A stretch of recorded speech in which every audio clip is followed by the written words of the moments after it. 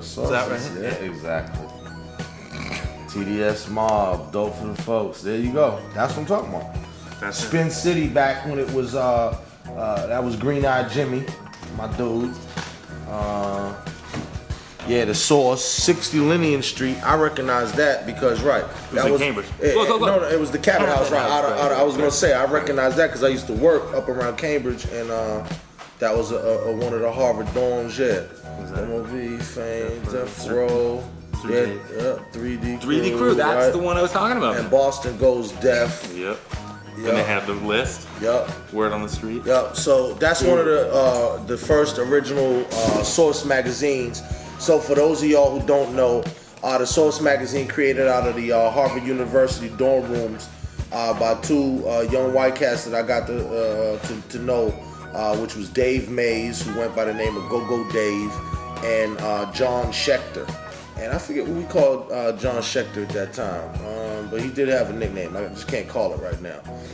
But then, of course, the Source went on to, hip-hop history. This is volume 1, number 2, November 1988. And then as people see, what you're talking about here, how they started, this is Xerox pages. So you're talking about an 11 by 17 sheet that's folded into two, to make an 8.5 by 11 fold out. This is how the magazine started. And from what we see the Source, and one thing I say too, shout out to Benzino, because a lot of people hate on Benzino, but I remember Benzino as a drug dealer, whatever we would call now, a thug from Four Corners. And isn't it the quote unquote gangster's dream that you the thug from the hood who makes good and then goes legit and makes millions of dollars? Well, if he ain't did that, I don't know who has from around here and kept it funky like that. So I'm happy for my man, and he had the foresight to get involved with this thing, the Source, and now, as everybody knows, it is reinvented itself as Hip Hop Weekly.